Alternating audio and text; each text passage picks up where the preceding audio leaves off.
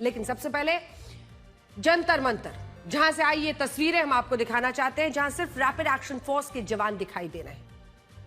ये तस्वीरें एएनआई ने आज शाम को उस वक्त जारी की जब कॉकरोच जनता पार्टी ने यह बताया कि इस वक्त वो केरला हाउस के बाहर विरोध प्रदर्शन कर रहे हैं।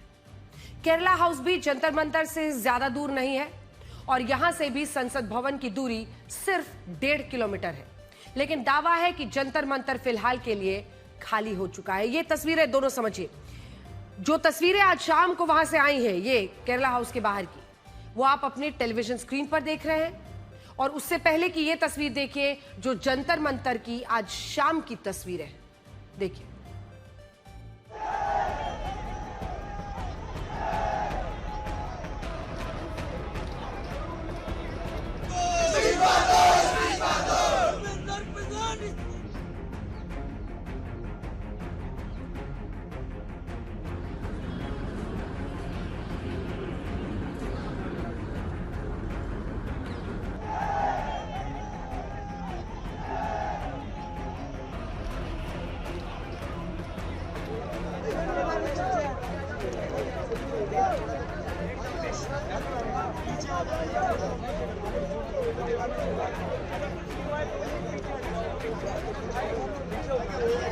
मैं एक साथ बोल देता हूँ, मैं हर किसी को 1 to 1 नहीं दे सकता यार।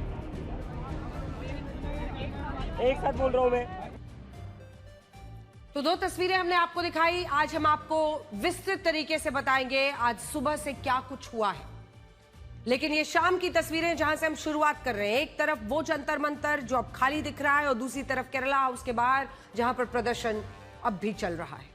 इससे पहले कॉकरोच जनता पार्टी ने ऐलान किया था कि वो अपनी मांगों को लेकर संसद तक एक मार्च निकालेगी, जिसे संसद चलो का नाम भी दिया गया था।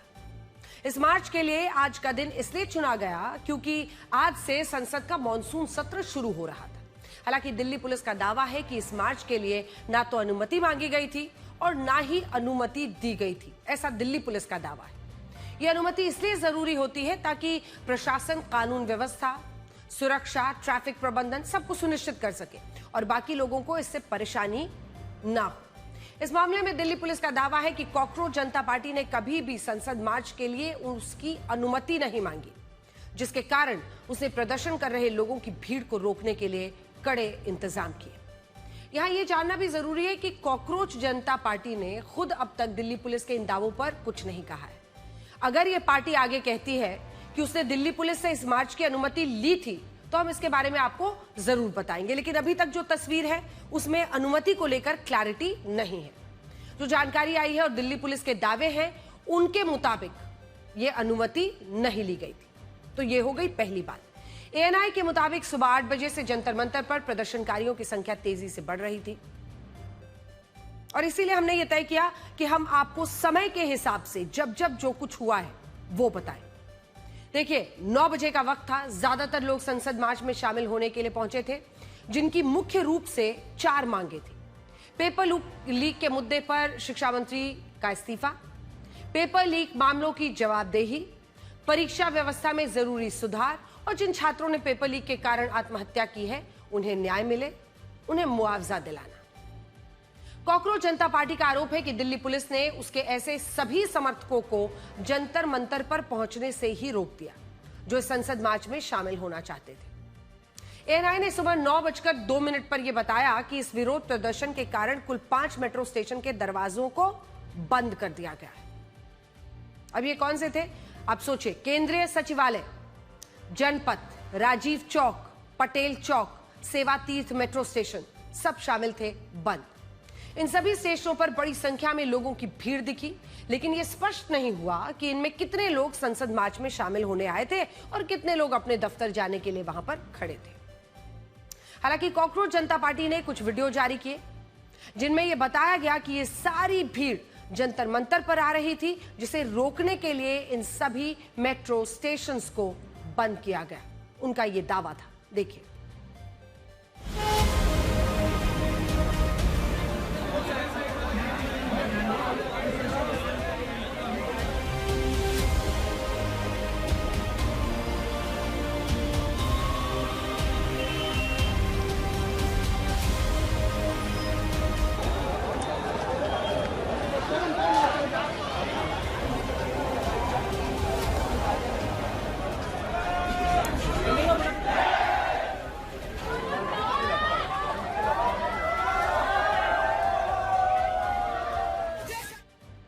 तो 9:30 बजे तक ये संसद मार्च शुरू नहीं हुआ था। कॉकरोच जनता पार्टी के समर्थक दिल्ली पुलिस द्वारा लगाए गए बैरिकेड्स के पास आकर खड़े हो गए थे, लेकिन दिल्ली पुलिस उनसे अपील कर रही थी। दिल्ली पुलिस कह रही थी कि वो अपने इस मार्च को अभी के लिए स्थगित कर दें। देखिए, आज संसद का मॉनसून सत्र का पहला दिन था। अगर आप इस नक्शे को देखेंगे तो जंतर मंतर से नए संसद भवन की दूरी कितनी है? सिर्फ 1.5 किलोमीटर। ये जो रास्ता आप देख रहे हैं, और कॉकरोच जनता पार्टी की योजना यही थी कि वो 1.5 किलोमीटर लंबा एक मार्च निकालेंगे और पेपर लीक के मुद्दे पर अपनी आवाज उठाएंगे। जैसे ही प्रदर्शनकारी संसद की ओर बढ़ने लगे, उन्हें रोकने की कोशिश की गई। सबसे पहले जंतर मंतर के पास लगे बैरिकेड को हटाया गया और इसके बाद कई स्थानों पर प्रदर्शनकारियों और पुलिस के बीच धक्का मुक्की भी हुई। दिल्ली पुलिस का आरोप है, उनका यह आरोप है कि शास्त्री भवन के पास कुछ प्रदर्शनकारियों ने बैरिकेड तोड़ने की कोशिश की, जिसके बाद पुलिस ने आंसू गैस के गोले छोड़े। सिलसिलेवार ढंग से वक्त के हिसाब से जो कुछ हुआ है, जो दावे दोनों तरफ के हम आपको दिखा रहे हैं। आगे बताइए। कुछ इलाकों में पुलिस ने लाठीचार्ज किया, जिससे प्रदर्शनकारियों के बीच भगदड़ जैसी स्थिति मच गई। कॉकरोच जनता पार्टी का आरोप है कि दिल्ली पुलिस ने शांतिपूर्ण तरीके से मार्च निकाल रहे उनके समर्थकों पर जानबूझकर आंसू गैस के गोले दागे, लाठियां चलाई। दिल्ली पुलिस का लेकिन दावा है कि उसने कानून व्यवस्था बनाए रखने के लिए जरूरी कार्रवाई की और जब भी कोई हिंसा पर उतारू होता या फिर जवाबी कार्रवाई में पुलिस पर ही हमला करता, तब स्थिति को नियंत्रित करने के लिए उसने कदम उठाए। हमारे पास एएनआई का वो वीडियो भी है जो उसने 10:20 पर पोस्ट किया। इस वीडियो में क्या दिख रहा है? रैपिड एक्शन फोर्स के जवान प्रदर्शनकारियों की भीड़ पर बल प्रयोग करते हुए नजर आ रहे हैं। ये आपके सामने है और इन तस्वीरों से पता चलता है कि सुबह 10 बजे जब यह संसद मार्च शुरू हुआ, तब से टकराव की स्थिति बन गई थी। और हमारे पास जो तस्वीरें आई हैं वो क्या दिखा रही हैं, देखिए।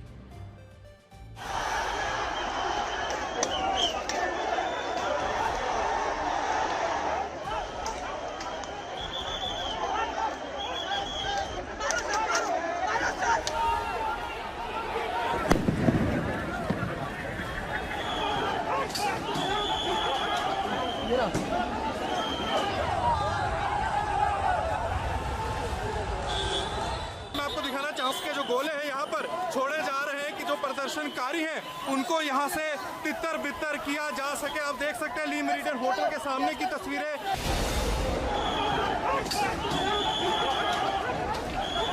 हल्का बल प्रयोग पुलिस कर रही है जब ये जो प्रोटेस्टर है वो नियंत्रण खो रहे हैं उसके बाद। और अब चारों तरफ से अगर ये पूरा जो इलाका देखेंगे तो चारों तरफ से अब जो बस पे लोग खड़े गए थे उनको उतारने की यहाँ पर कोशिश कर रही है।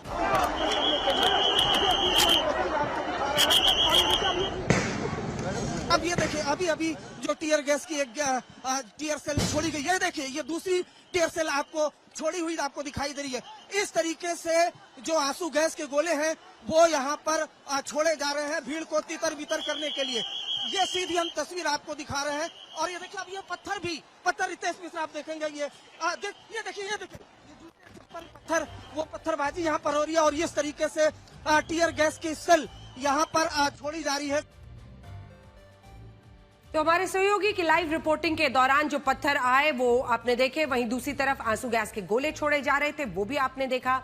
दावा है कि कॉकरोच जनता पार्टी के समर्थक आज संसद भवन तक पहुंचने में कामयाब हो गए, जिसके बाद संसद भवन के गेट को बंद कर दिया गया और संसद की सुरक्षा बढ़ा दी गई।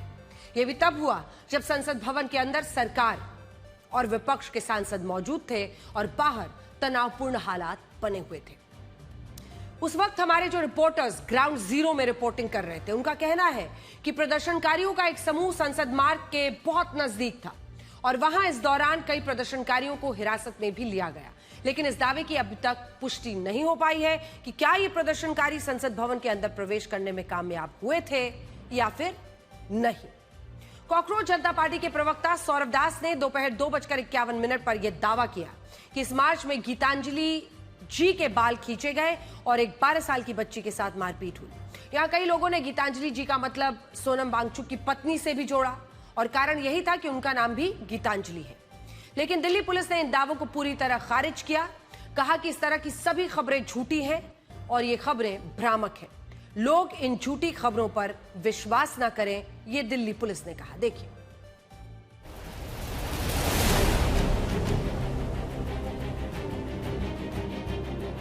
मैं इस समय दिल्ली के जनपद रोड पर हूं, जो कि जंतर मंतर से सिर्फ 500 मीटर की दूरी पर है, लेकिन ये आसपास का दायरा उन प्रदर्शनकारियों से भरा हुआ है जो बड़ी संख्या में अब आगे जंतर मंतर की ओर बढ़ रहे हैं। दिल्ली पुलिस ने इस मार्च को अनुमति नहीं दी है। जंतर मंतर पर जाने की तो अनुमति है, लेकिन बाहर नहीं निकल सकते। लेकिन इस बीच ये भारी जो संख्या दिख रही है, ये सैकड़ों नहीं बल्कि हजारों में है।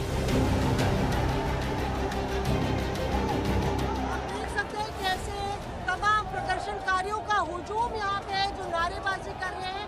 सीजेपी ने जो मार्च का आह्वान किया था, तो यहाँ पे जो पूरी सिक्योरिटी है वो एक तरफ यहाँ पे प्रोटेस्टर्स को कुछ इस तरीके से आप इस जगह को तुरंत खाली कर दें, वरना आपके खिलाफ कानूनी कार्रवाई की जाएगी। संसद भवन के पास तक बहुत सारे जो कॉकरोच जनता पार्टी से जुड़े हुए लोग हैं वो यहाँ पर पहुंचे हुए हैं। हालांकि पुलिस की पूरी तरीके से यहाँ पर बंदोबस्त किया गया है और पुलिस ने बैरिकेडिंग यहाँ पर लगा रखा है और सारे लोगों को यहाँ पर रोका हुआ है।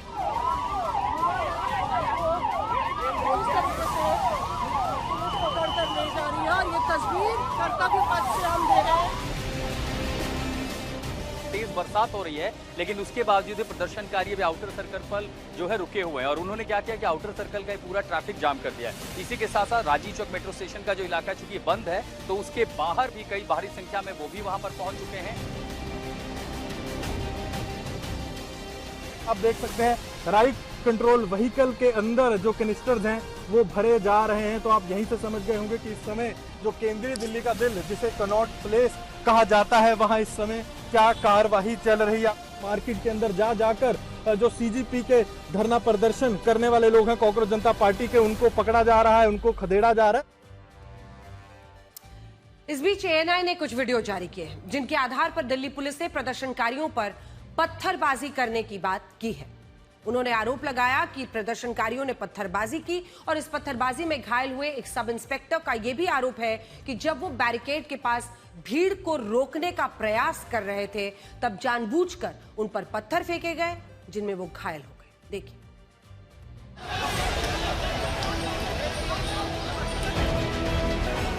आग पे लगी थी, मतलब रोक रहे थे आप हमको? हम प्रदर्शन पर रोक रहे थे, बैरिकेड के खड़े थे, सामने से पत्थर। इस संसद मार्च की शुरुआत कॉकरोच जनता पार्टी के संस्थापक अभिजीत दीपके के भाषण से हुई थी, जो उन्होंने सुबह 8 बजे दिया था। ये इसलिए महत्वपूर्ण है क्योंकि इससे 2 घंटे पहले सुबह करीब 6 बजे कॉकरोच जनता पार्टी के प्रवक्ता सौरभ दास का दावा है कि दिल्ली पुलिस ने उनसे संपर्क किया था। सुबह 10:48 पर एएनआई ने बताया कि सौरभ दास को डिप्टी कमिश्नर के दफ्तर लाया गया था और इस दौरान उन्होंने ये भी कहा कि उनकी सरकार से बातचीत चल रही है। सुबह 11:45 पर यह खबर आई कि केंद्रीय स्वास्थ्य मंत्री जेपी नड्डा अपने आवास पर सौरभ दास और आशुतोष रांका से मुलाकात करने वाले हैं और यहां आशुतोष रांका भी कॉकरोच जनता पार्टी के प्रवक्ता हैं। बड़ी बात यह है कि जब यह खबर आई, तब उसके 1 घंटे बाद अभिजीत दीपके ने अपनी भूख हड़ताल समाप्त कर दी। दोपहर 12:50 पर यह तस्वीरें आई, जिनमें अभिजीत दीपके ने मंच से अपनी भूख हड़ताल खत्म करने का ऐलान किया और वो करते हुए नजर भी आए। और कॉकरोच जनता पार्टी का दावा है कि सोनम वांगचुक ने खुद ही अपील की थी कि अभिजीत दीपके अपनी भूख हड़ताल समाप्त कर दे और उसी के बाद ये फैसला हुआ। देखिए।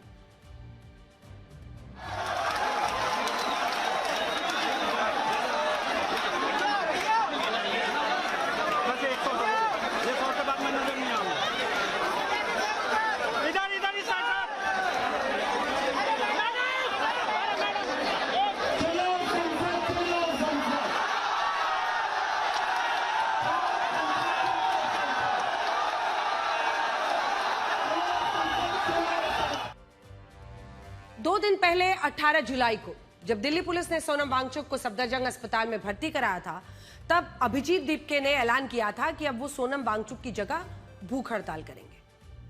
और आज 2 दिन बाद उन्होंने सोनम वांगचुक की ही अपील पर इस भूख हड़ताल को खत्म कर दिया। और बड़ी बात यह है कि इस भूख हड़ताल के खत्म होने के बाद दोपहर करीब 2 बजे केंद्रीय मंत्री जेपी नड्डा ने कॉकरोच जनता पार्टी के प्रवक्ता सौरभ दास और आशुतोष रंका से मुलाकात की है। खुद केंद्रीय मंत्री जेपी नड्डा ने शाम 4:57 पर इन तस्वीरों को सोशल मीडिया पर पोस्ट किया और यह बताया कि आज सुबह पहली बार प्रदर्शनकारियों की ओर से सरकार के साथ बातचीत करने का प्रस्ताव आया और सुबह 11:50 से ही सरकार की कॉकरोच जनता पार्टी से बातचीत जारी है। हालांकि कॉकरोच जनता पार्टी का दावा है कि जब उन्होंने अपना लिखित ज्ञापन जेपी नड्डा को सौंपा तब उन्होंने उन्हें आश्वासन दिया कि वो उनकी मांगों को सही स्तर पर पहुंचाएंगे और अभी उन्होंने उनकी मांगों को स्वीकार नहीं किया है। हम 12 बजे के करीब लगभग नड्डा जी के रेजिडेंस पर आए थे। 2:15 बजे के आसपास उनसे मीटिंग हुई। हमने 3 डिमांड्स रखी हैं। पहला, सोनम वांगचुक जी को तत्काल प्रभाव से रिहा किया जाए और एक वीडियो के माध्यम से लोगों में वो अपना बात पहुंचा पाए, इस चीज़ को अलाउ किया जाए। दूसरी चीज़, धर्मेंद्र प्रधान जी जो कि एक नाकाबिल शिक्षा मंत्री हैं, उन्हें तुरंत प्रभाव से बर्खास्त किया जाए या फिर उनका इस्तीफा स्वीकार किया जाए। और तीसरी डिमांड, जो भी नीट के पेपर लीक होने के बाद जिन स्टूडेंट्स ने आत्महत्या कर ली थी उनके परिवार को 1 करोड़ रुपए का कॉम्पनसेशन दिया जाए। 2 राउंड की वार्ता हुई, एक 2 बजे के करीब और एक अभी 4 बजे के करीब। नड्डा जी ने कहा है कि वो अपनी सीनियर लीडरशिप से इस बारे में बात कर रहे हैं और आगे जो भी बात रहेगी उनकी तरफ से उन्हें कम्युनिकेट किया जाएगा। आश्वासन तो बस यही मिला है कि वो अपनी सीनियर लीडरशिप से इस बारे में बात करेंगे और जो भी उधर से बात होती है उसका नतीजा आप लोगों के साथ जल्द शेयर किया जाएगा।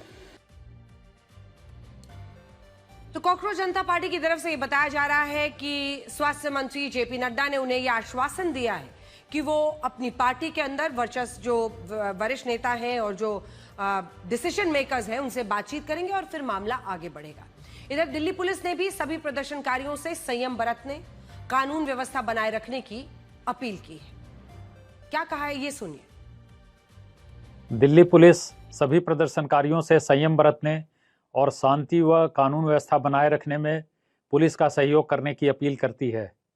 सभी प्रदर्शनकारियों से अनुरोध है कि वे कृपया शांतिपूर्ण ढंग से प्रदर्शन करें, किसी भी गैरकानूनी या हिंसक गतिविधि में शामिल न हों और ड्यूटी पर तैनात पुलिसकर्मियों द्वारा दिए गए कानूनी निर्देशों का पालन करें। जनता को सलाह दी जाती है कि वे किसी भी सोशल मीडिया प्लेटफॉर्म के माध्यम से अफवाहों, गलत जानकारी या अपुष्ट जानकारी पर विश्वास न करें और न ही उन्हें फैलाएं। नागरिकों से अनुरोध है कि वे जानकारी के विश्वसनीय स्रोतों पर ही भरोसा करें और शांति, सद्भाव व कानून व्यवस्था बनाए रखने में दिल्ली पुलिस का सहयोग करें। धन्यवाद। कॉकरोच जनता पार्टी का दावा है कि संसद मार्च में सोनम वांगचुक भी शामिल होना चाहते थे। सफदरजंग अस्पताल में भर्ती सोनम वांगचुक ने हाथ से लिखी एक चिट्ठी जारी की जिसमें उन्होंने ये लिखा कि अब वो स्वस्थ है और उन्हें संसद मार्च में हिस्सा लेने की इजाजत दी जाए और कम से कम अस्थायी रूप से डिस्चार्ज करके ऐसा किया जाए। हालांकि इससे पहले सुबह करीब ये चिट्ठी उन्होंने अभी लिखी है जिसमें I will continue my fast भी उन्होंने लिखा है, 23वें दिन का जिक्र किया है। लेकिन इससे पहले सुबह करीब 10 बजे सफदरजंग अस्पताल ने सोनम वांगचुक का एक मेडिकल बुलेटिन जारी किया जिसमें यह बताया गया था कि उनका स्वास्थ्य स्थिर है लेकिन उन्हें अब भी डॉक्टर्स की निगरानी में रखना जरूरी है। इसके अलावा सोनम वांगचुक की पत्नी ने दिल्ली हाईकोर्ट में एक याचिका दायर की है जिसमें यह मांग की गई है कि सोनम वांगचुक को उनकी पसंद के अस्पताल में इलाज कराने की छूट दी जाए, जिस पर हाईकोर्ट ने आज सुनवाई भी की और यह कहा हाईकोर्ट ने कि वो कल इस मामले में फिर से सुनवाई करेगा जब सोनम वांगचुक की मेडिकल रिपोर्ट कोर्ट में पेश की जाएगी। वैसे सोनम वांगचुक ने आज शाम को एक और चिट्ठी लिखी जिसमें उन्होंने अस्पताल में भर्ती रहते हुए अपने अनशन को जारी रखने का ऐलान किया है और उन्होंने ये चिट्ठी, जिसकी मैं चर्चा कर रही थी, ये चिट्ठी उन्होंने लिखी है और इसको पोस्ट किया है जिसमें उन्होंने कहा है कि I will continue my fast और उन्होंने इस बारे में पूरे आरोप लगाते हुए कि जो आज प्रदर्शनकारियों के साथ किया गया है उसकी वजह से वो इस अनशन को जारी रखना चाहते हैं। सीइंग द ब्रूटैलिटी, जैसा कि आप ये चिट्ठी देख रहे हैं। यहाँ ये भी देखिए कि आज कई विपक्षी नेता इस मार्च से पहले कॉकरोच जनता पार्टी का समर्थन करने के लिए जंतर मंतर पर पहुंचे और उन्होंने साथ दिया। आम आदमी पार्टी की तरफ से मनीष सिसोदिया, गोपाल राय, संजय सिंह, पूर्व मुख्यमंत्री आतिशी मार्लिना शामिल हुई, जबकि टीएमसी की तरफ से कीर्ति आजाद, महुआ मोइत्रा और आजाद समाज पार्टी की तरफ से चंद्रशेखर आजाद जंतर मंतर पहुंचे। समाजवादी पार्टी के सांसदों ने कॉकरोच जनता पार्टी के समर्थन में एक मार्च भी निकाला और इस दौरान अभिनेता प्रकाश राज, शबाना आजमी भी प्रदर्शनकारियों के साथ नजर आए। इसके बाद यह पूरा विरोध प्रदर्शन हुआ और इस पर संसद में काफी गतिरोध देखने को मिला। देखिए। उनको नहीं देना। अरे सुनिए, सारे लोग जा रहे हैं तो आप क्यों नहीं जाने दे रहे? ये आंदोलन है, आवाज को सुने।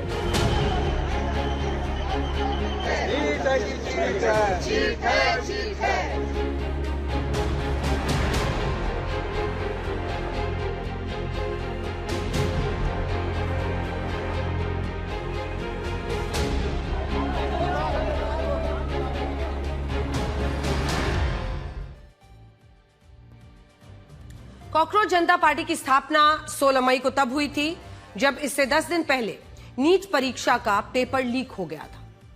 बाद में कॉकरोच जनता पार्टी ने इसे मुद्दा बनाया और इसके संस्थापक अभिजीत दीप के 6 जून को अमेरिका से दिल्ली लौटे। शुरुआत में कॉकरोच जनता पार्टी ने जंतर मंतर पर सिर्फ एक दिन का विरोध प्रदर्शन किया था, लेकिन बाद में केंद्रीय शिक्षा मंत्री धर्मेंद्र प्रधान के इस्तीफे को लेकर 28 जून से सोनम वांगचुक की हड़ताल वहां पर शुरू हुई। जब इस हड़ताल को 20 दिन से ज्यादा हो गए, तब दिल्ली पुलिस ने हाईकोर्ट का हवाला देते हुए सोनम वांगचुक को सफदरजंग अस्पताल में भर्ती करा दिया। अब भी कॉकरोच जनता पार्टी की सबसे बड़ी मांग यही है कि नीट पेपर लीक के लिए केंद्रीय शिक्षा मंत्री पर कार्रवाई हो और उन्हें पद से हटाया जाए। यहां यह भी देखिए कि धर्मेंद्र प्रधान वही नेता जो साल 2014 से एनडीए की केंद्र सरकार का हिस्सा है। साल 2014 से 2021 के बीच वो पेट्रोलियम और प्राकृतिक गैस मंत्री रहे। 2021 से वो लगातार भारत के शिक्षा मंत्री हैं, यानी वो मौजूदा सरकार के उन चुनिंदा नेताओं में शामिल हैं जिनको मौका मिला सरकार में प्रतिनिधित्व रहा। और इसके पीछे एक कारण यह भी है कि जब 2016 में प्रधानमंत्री उज्ज्वला योजना लागू हुआ, तब इसका श्रेय धर्मेंद्र प्रधान को दिया गया, क्योंकि उस वक्त पेट्रोलियम प्राकृतिक गैस मंत्री धर्मेंद्र प्रधान थे। धर्मेंद्र प्रधान एक राजनीतिक परिवार से आते हैं। उनके पिता देवेंद्र प्रधान भी अटल बिहारी वाजपेयी की सरकार में केंद्रीय मंत्री रहे। परिवार की राजनीतिक पृष्ठभूमि होने के कारण धर्मेंद्र प्रधान पहले 1983 में बीजेपी की छात्र इकाई से जुड़े, बाद में ओडिशा बीजेपी के लिए संगठन स्तर पर वो काम करने लगे। बाद में बीजेपी में उनका कद इसलिए भी बढ़ता गया क्योंकि उन्होंने पार्टी को कई चुनाव जिताए, जैसे 2025 में बिहार, 24 में हरियाणा, 22 में उत्तर प्रदेश, 17 में उत्तराखंड, 16 में असम और 14 में झारखंड विधानसभा और बिहार के लोकसभा का चुनाव बीजेपी ने जीता। तब पार्टी ने चुनाव प्रभारी धर्मेंद्र प्रधान को ही नियुक्त किया था और इस वजह से उनका कद पार्टी में बढ़ता गया। 21 में धर्मेंद्र प्रधान पहली बार केंद्रीय शिक्षा मंत्री बने और जब खराब स्वास्थ्य के कारण रमेश पोखरियाल निशंक को इस पद से हटाया गया था, तब उन्होंने ये पद संभाला। पेपर लीक को लेकर अब वो विपक्ष के निशाने पर है और कॉकरोच जनता पार्टी जिन 3 मांगों को लेकर यह आंदोलन कर रही है, उनमें एक मांग उनके इस्तीफे की भी शामिल है। खैर, इस विरोध प्रदर्शन के बीच हम आपसे कुछ और भी कहना चाहते हैं। जिस नीट का पेपर मई महीने में लीक हुआ था, वो परीक्षा 21 जून को दोबारा कराई गई। इस बार इस परीक्षा में 20 लाख से ज्यादा छात्रों ने हिस्सा लिया था। 20 लाख का आंकड़ा कोई छोटा आंकड़ा नहीं होता है। हमारे देश में हर साल लगभग 1 करोड़ छात्र 12वीं कक्षा पास करते हैं, जिनमें लाखों बच्चे मेडिकल की पढ़ाई के लिए नीट की परीक्षा देते हैं। यह भी तब होता है जब ज्यादातर छात्रों को पता होता है कि अगर वो इस परीक्षा में पास हो भी गए तो भी शायद उन्हें किसी मेडिकल कॉलेज में दाखिला नहीं मिलेगा। इसलिए नहीं मिलेगा क्योंकि हमारे देश में मेडिकल की पढ़ाई के लिए उतनी सीटें हैं ही नहीं जितने बच्चे नीट की परीक्षा के लिए क्वालिफाई होते हैं। उदाहरण के लिए 4 दिन पहले जब 16 जुलाई को नीट का रिजल्ट आया, तब यह परीक्षा 20 लाख से ज्यादा छात्रों ने दी थी। लेकिन जानते हैं, इनमें से जो छात्र पास हुए उनकी संख्या 11,21,000 थी। इसका मतलब यह हुआ कि 9 लाख बच्चे तो परीक्षा देने के बाद क्वालिफाई नहीं कर पाए। जिन 11,21,000 छात्रों ने यह परीक्षा पास भी की, उनमें भी लाखों छात्रों को किसी भी मेडिकल कॉलेज में शायद दाखिला नहीं मिले।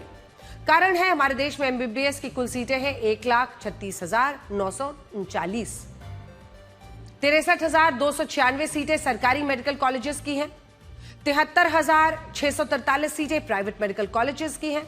यानी 11 लाख बच्चे नीट की परीक्षा में पास तो हुए, लेकिन इनमें 1,36,000 छात्रों को ही एमबीबीएस की पढ़ाई के लिए मेडिकल कॉलेजेस में दाखिला मिल पाएगा और बाकी के जो 9,86,000 छात्र बचेंगे, उनके पास विकल्प होगा कि वो बैचलर ऑफ डेंटल सर्जरी की पढ़ाई करें या जो एनिमल हस्बेंड्री है, जानवरों के डॉक्टर बनने की, या आयुर्वेद, यूनानी, होम्योपैथी, इनके डॉक्टर बने।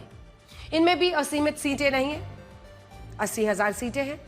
इसका मतलब यह हुआ कि 11,21,000 छात्र नीट की परीक्षा में अगर क्वालिफाई कर भी जाते हैं तो इनमें से 9 लाख जो छात्र हैं उनके पास किसी मेडिकल कॉलेज में दाखिले की गुंजाइश नहीं बनेगी, क्योंकि इतनी मेडिकल सीट्स नहीं है।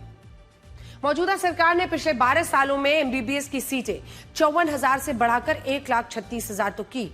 मेडिकल कॉलेज की संख्या भी 381 से बढ़कर 883 हो गई है।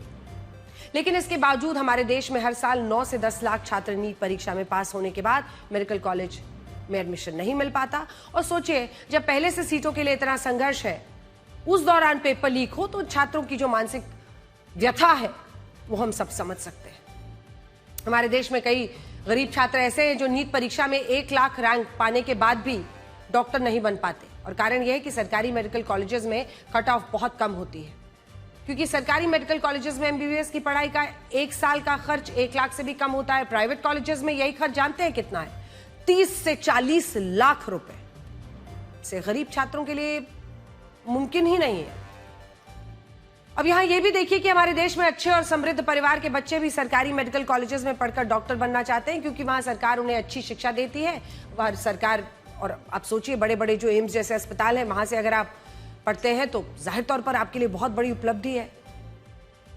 और ऐसे में जहां जहां सरकारी खर्च पर बच्चे पढ़ते हैं, वहां सरकार द्वारा 1.5 करोड़ रुपए खर्च किए जाते हैं, जिसके कारण सरकारी कॉलेजेस में दाखिले के लिए एक बहुत कड़ा संघर्ष होता है। लेकिन इसी देश में जब सरकारी मेडिकल कॉलेजेस में पढ़ाई के लिए इतनी ज्यादा प्रतियोगिता है, वहीं सरकारी स्कूलों का हाल अच्छा नहीं है। आज भी सरकारी स्कूलों में बच्चों का दाखिला कम हुआ, प्राइवेट स्कूल्स में बच्चों का दाखिला बढ़ गया है।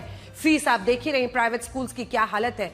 सवाल उठता है कि जो सरकारी कॉलेजेस में अच्छी शिक्षा, अच्छा इंफ्रास्ट्रक्चर दे सकती हैं, वही सरकारें सरकारी स्कूलों में ऐसा क्यों नहीं करती। आज नीट के इस मुद्दे पर संसद में भी खूब हंगामा हुआ। विपक्ष ने आरोप लगाया कि सरकार प्रदर्शनकारियों की आवाज को दबा रही है। ये तस्वीरें आज के विरोध प्रदर्शन की भी देखिए और जो संसद में हंगामा हुआ है वो भी देखिए। नियमों के तहत पर्याप्त समय, पर्याप्त मौका दूंगा। नारेबाजी करना, तख्तियां लहराना उचित नहीं है।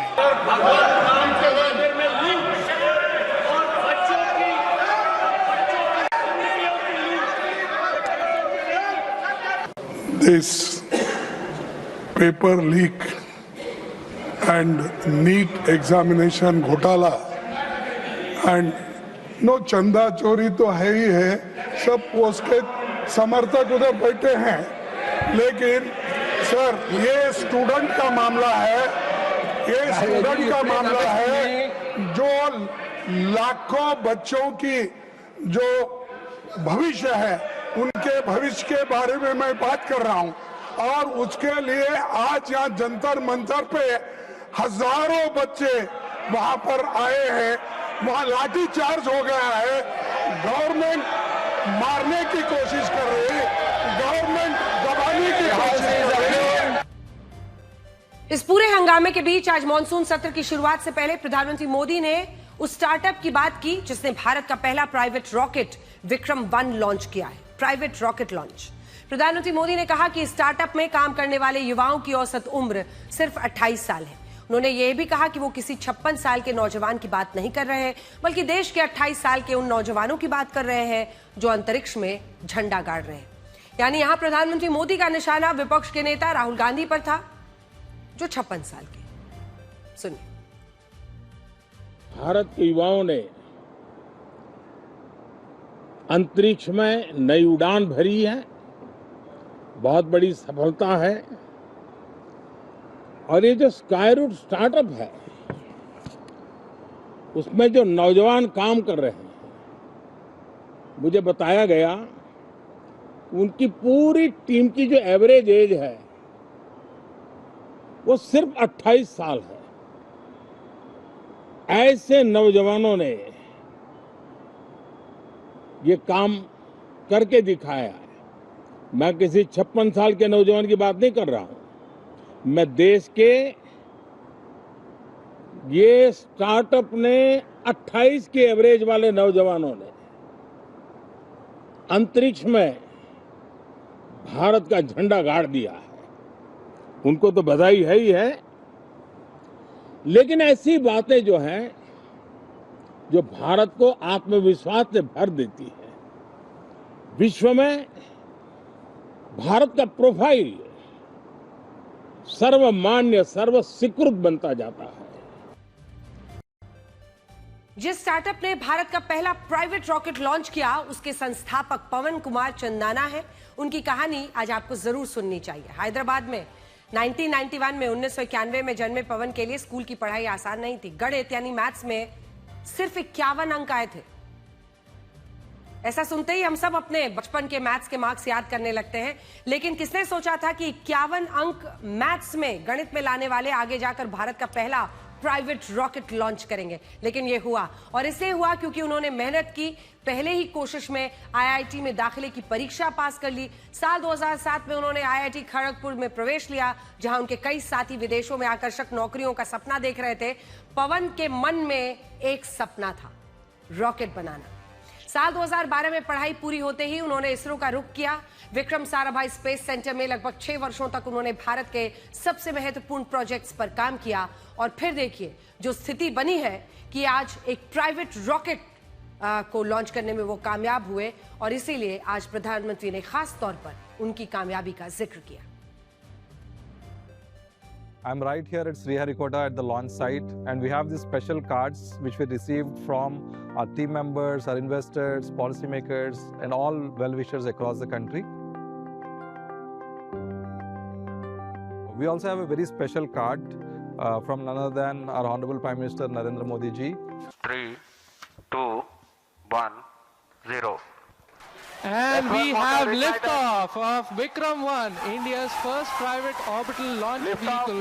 सबसे पहले तो आपको बहुत बहुत बधाई।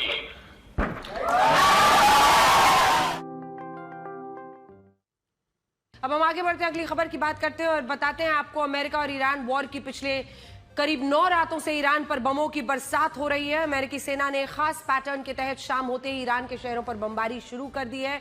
कई बार तो ये हमले कई घंटों तक लगातार चलते रहते हैं। स्ट्रेट ऑफ हॉर्मुज पर नियंत्रण पाने को लेकर ईरान और अमेरिका के बीच युद्ध का ये राउंड 2 चल रहा है, और इस बार दोनों ही देश एक दूसरे पर बड़े पैमाने पर हमले कर रहे हैं। एक बार नजर हटी लोगों की कि शायद ये युद्ध अब स्थिर हो रहा है, लेकिन ये युद्ध अब आक्रामक रूप ले रहा है। अमेरिकी सेना के निशाने पर फारस की खाड़ी से लगते ईरान प्रांत, खुजेस्तान से लेकर ओमान की खाड़ी से में चाबहार तक है, और इसके बीच में आने वाले लगभग हर उस इलाके पर हमला किया जा रहा है जिसका इस्तेमाल ईरान अपने रणनीतिक और आर्थिक फायदे के लिए कर रहा है।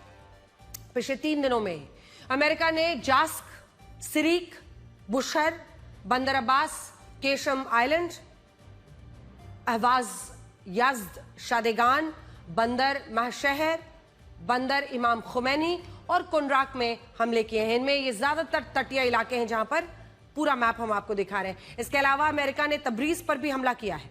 तबरीज ईरान की सेना का गढ़ माना जाता है और माना जा रहा है कि यहां एक अंडरग्राउंड मिसाइल बेस था जिसको अमेरिका ने तबाह किया है। अमेरिकी सेंट्रल कमांड ने जो जानकारी दी है उसके मुताबिक उनके निशाने पर मुख्य तौर पर ईरान के वो सैन्य ठिकाने हैं जिनका इस्तेमाल वो स्ट्रेट ऑफ हॉर्मुज पर नियंत्रण पाने के लिए करता है। इन ठिकानों से ईरान विदेशी कमर्शियल जहाजों पर हमला करता है।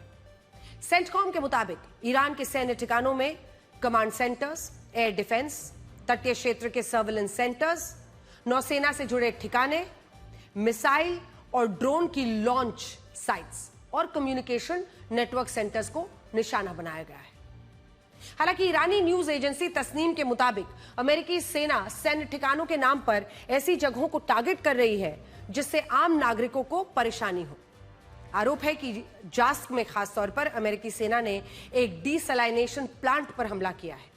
इस हमले के बाद करीब 20 गांव के 10,000 लोगों के लिए पानी जो पीने का है उसकी समस्या खड़ी हो गई है। डीसलाइनेशन प्लांट यानी जहां समुद्री पानी से नमक हटाया जाता है। अब ईरान का आरोप यह भी है कि सैन्य ठिकानों पर हमले की आड़ में उसने बंदर अब्बास के शाहिद मिर्जाई टनल और 2 पुलों को भी निशाने पर लिया है। हमलों के बीच एक खबर यह भी आई है कि अमेरिकी सेना ने खार्ग आइलैंड पर जमीनी हमले का प्लान बना लिया है। इस खबर के बाद से ईरान में खलबली है। ईरान के विदेश मंत्रालय के प्रवक्ता इस्माइल बघई ने चेतावनी दी है कि अगर अमेरिकी सैनिक खार्ग पर कब्जे के इरादे से उतरे तो बचकर वापस नहीं जाएंगे। फारस की खाड़ी में मौजूद खार्ग आइलैंड, जिसके बारे में हमने आपको कई बार बताया है। आइलैंड ईरानी जो कच्चा तेल है उसका महत्वपूर्ण ठिकाना है। 90% कच्चे तेल का यहीं से निर्यात होता है, इसी आइलैंड से निर्यात होता है। ये डिपो है, सबसे बड़ा ऑयल डिपो। यहां पर ईरानी कच्चे तेल का स्टोरेज भी करीब 3 करोड़ बैरल है। यानी एक तरह से देखा जाए तो अगर खार्ग आइलैंड पर अमेरिकी सेना ने कब्जा कर लिया, ईरान की कमर टूट जाएगी। ईरान को भी ये एहसास हो गया है कि अमेरिकी सेना अब की बार पिछली बार की तुलना में ज्यादा बड़े और घातक हमले कर रही है।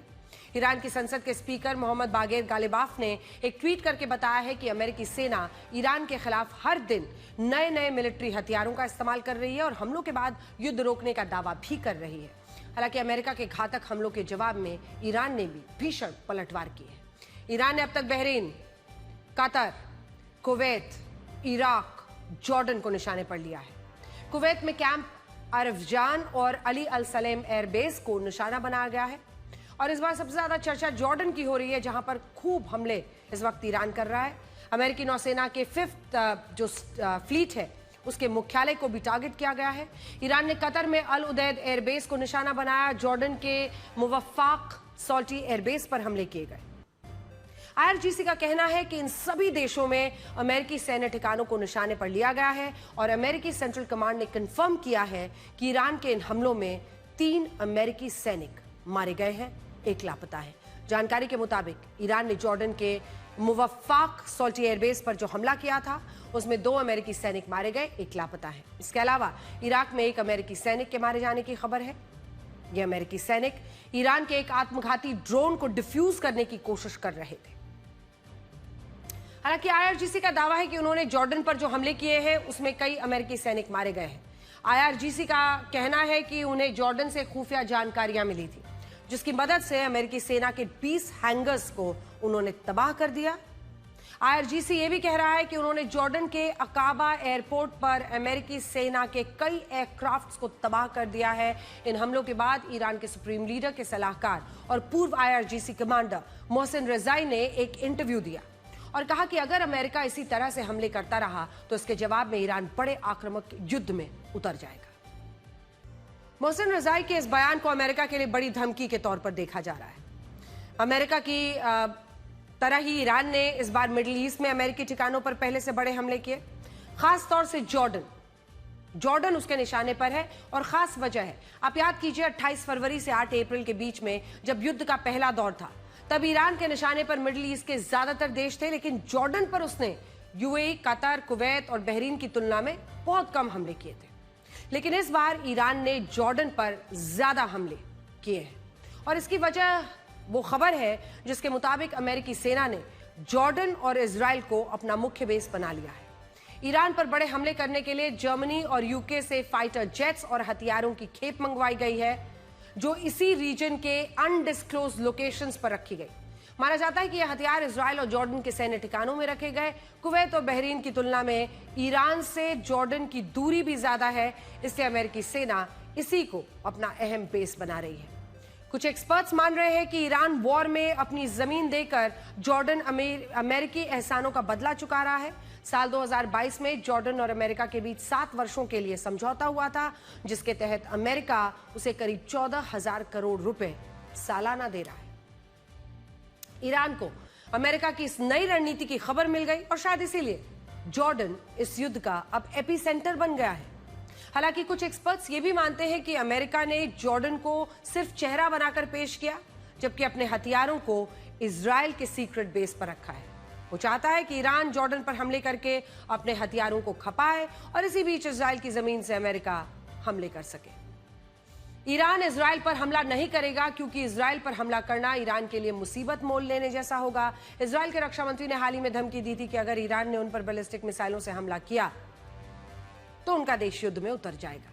और यही वजह है कि ईरान जॉर्डन को अपने निशाने पर लिए हुए है और वहां के अमेरिकी सैन्य ठिकानों पर बमबारी कर रहा है। और अब आपको फीफा वर्ल्ड कप के फाइनल में अर्जेंटीना और स्पेन के बीच हुए रोमांचक मुकाबले के बारे में बताएंगे। दिलचस्प बात यह है कि इस मुकाबले में जीत भले स्पेन को मिली, लेकिन इसका सबसे ज्यादा जश्न कहां मना? सबसे ज्यादा जश्न गाजा, फिलिस्तीन और कई इस्लामिक मुल्कों के साथ साथ दुनिया के कई मुस्लिम इलाकों में भी मनाया गया। आखिर ऐसा क्यों हुआ? इसके बारे में बताने से पहले आपको मैच का रोमांच दिखाते हैं। फीफा का ये फाइनल खेल से ज्यादा 120 मिनट का वो गदर था जिसने दुनिया भर के फुटबॉल प्रेमियों की सांसें थाम दी। न्यू जर्सी का मेटलाइफ स्टेडियम, जहां मैदान पर फुटबॉल कम और युद्ध जैसा माहौल ज्यादा नजर आ रहा था। मैच की शुरुआत से ही दोनों टीमों की मंशा साफ थी, कोई भी 1 इंच जमीन छोड़ने को तैयार नहीं था। पहले 30 मिनट में ही मैदान पर जंग जैसा माहौल बन गया और फिर खतरनाक टैकल्स, फाउल और फिर खिलाड़ियों के बीच जबरदस्त धक्का मुक्की। अर्जेंटीना और स्पेन के खिलाड़ी एक दूसरे की जर्सी खींचते, आपस में भिड़ते, रेफरी से बहस करते हुए नजर आए। रेफरी को बार बार जेब से कार्ड निकालने पड़े। 90 मिनट का रेगुलर टाइम खत्म होने तक स्कोर था 0-0। अर्जेंटीना की डिफेंस को टूट रहा था और ना स्पेनिश गोलकीपर की दीवार ढह रही थी। मैदान पर खिलाड़ियों का पारा हाई था तो स्टैंड्स में बैठक जो दर्शक थे वो भी शांत नहीं थे। जब स्टेडियम की बड़ी स्क्रीन पर वीआईपी दीर्घा में मौजूद डोनाल्ड ट्रंप और फीफा प्रेसिडेंट जियानी इन्फेंटिनो को दिखाया गया तो पूरे स्टेडियम में जबरदस्त हूटिंग शुरू हो गई। नतीजा ना निकलने पर मैच एक्स्ट्रा टाइम में खिंच गया। इस दौरान स्पेनिश गोलकीपर ने अर्जेंटीना के 2 पक्के गोल बचाकर साबित कर दिया कि क्यों उन्हें इस टूर्नामेंट का सर्वश्रेष्ठ गोलकीपर चुना जाना तय था। और फिर आया एक्स्ट्रा टाइम के दूसरे हाफ का 106वां मिनट, वो पल जिसने इतिहास लिख दिया। युवा सनसनी लामिने यमाल ने अपनी जादुई ड्रिबलिंग से अर्जेंटीना के डिफेंस को चकमा देते हुए गेंद को बॉक्स की तरफ बढ़ाया। वहां मौजूद थे फेरन टोरेस। एक सेकंड का भी फ्रैक्शन समझिए, एक राइट फुट फिनिश और गेंद अर्जेंटीना के गोलकीपर को छकाते हुए सीधा नेट में समा गई। स्टेडियम में मानो ज्वालामुखी फट पड़ा। स्पेन के सब्स्टिट्यूट खिलाड़ी और कोच डगआउट छोड़कर मैदान में कूद पड़े क्योंकि स्पेन 1-0 से आगे हो चुका था। 120 मिनट का टाइम पूरा होने पर जैसे ही रेफरी ने फाइनल सीटी बजाई, स्टेडियम में अलग माहौल हो गया। एक तरफ अर्जेंटीना के खिलाड़ी मैदान पर ही घुटनों के बल बैठकर रो पड़े। स्टैंड्स में बैठे अर्जेंटीना के फैंस अपने आंसू नहीं रोक पा रहे थे तो दूसरी तरफ स्पेन का जश्न बेकाबू था। लामिने यमाल और टोरेस स्टेडियम का चक्कर लगा रहे थे, हवा में आतिशबाजी हो रही थी। स्पेन ने फीफा विश्व कप 2026 की चमचमाती ट्रॉफी उठा ली। मेसी जब रनर अप मेडल लेने पहुंचे तो अपनी भावनाओं पर वो काबू नहीं रख पाए, उनके आंसू छलक पड़े, वो भावुक हो गए। ये मेसी का आखिरी विश्व कप हो सकता है। यूं तो अर्जेंटीना अंतिम वक्त में वापसी करने में माहिर रहा है, लेकिन इस मैच में ऐसा नहीं हुआ। मेसी मैदान पर थे, फिर भी अर्जेंटीना ने एक्स्ट्रा टाइम के दूसरे हाफ तक गोल नहीं दागा। लेकिन क्या यह जीत सिर्फ फुटबॉल के मैदान तक सीमित थी? बिल्कुल नहीं। इस मैच की फाइनल सीटी बजते ही एक और जंग शुरू हुई। वो थी राजनीति, धर्म और विचारधारा की जंग। क्योंकि यह मुकाबला सिर्फ स्पेन बनाम अर्जेंटीना नहीं था, बल्कि फिलिस्तीन बनाम इजराइल बन गया था। इसीलिए दुनिया के कई हिस्सों, खासकर इस्लामिक हलकों में इसका जोरदार जश्न मनाया गया। स्पेन के गोल की गूंज गाजा में भी जोर से सुनाई दी। क्यों? यह मुकाबला 2 टीमों से ज्यादा 2 विचारधाराओं का बन गया था, जहां एक तरफ थी इजराइल समर्थक अर्जेंटीना की टीम तो दूसरी तरफ थी फिलिस्तीन समर्थन स्पेन की टीम। यही वजह रही कि जब स्पेन जीता तो गाजा में पटाखे फूटे। दरअसल स्पेन के प्रधानमंत्री पेड्रो सैंचेज ने गाजा में इजराइल की कार्रवाई के खिलाफ जोरदार आवाज उठाई थी। इसके अलावा मई 2024 में स्पेन ने आधिकारिक तौर पर फिलिस्तीन राज्य को मान्यता दे दी। स्पेन ने हर अंतर्राष्ट्रीय मंच पर गाजा में हो रहे हमलों की आलोचना की और यही वजह है कि जब स्पेन की टीम मैदान पर उतरी तो गाजा के लोगों को उसमें अपनी आवाज, अपना एक सच्चा हमदर्द नजर आया। दूसरी तरफ राजनीति के इसी समीकरण में अर्जेंटीना को प्रो इजराइल खेमे में देखा जा रहा था। अर्जेंटीना के राष्ट्रपति जेवियर मिलेई ने सत्ता संभालते ही इजराइल के प्रति खुलकर अपना समर्थन जताया।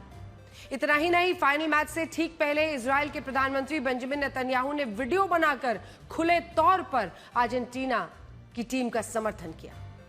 इसी वर्ल्ड कप में इजिप्ट के खिलाफ हुए मैच के दौरान अर्जेंटीना के फैंस ने इजराइल के झंडा लहराया था। इस तरह अर्जेंटीना की छवि इजराइल समर्थक के रूप में ही इस मैच में नजर आई। इसीलिए जैसे ही एक्स्ट्रा टाइम के 106वें मिनट में स्पेन ने गोल कर दिया, गाजा में जश्न शुरू हो गया। गाजा के तमाम लोगों ने स्पेन की जीत को अपनी नैतिक जीत माना। इसके अलावा पाकिस्तान, तुर्की समेत तमाम मुस्लिम देशों ने इस मैच में स्पेन का समर्थन किया। इसके अलावा मोरक्को मूल के युवा स्टार लामिन यमाल जैसे खिलाड़ियों ने फिलिस्तीन का खुला समर्थन किया है।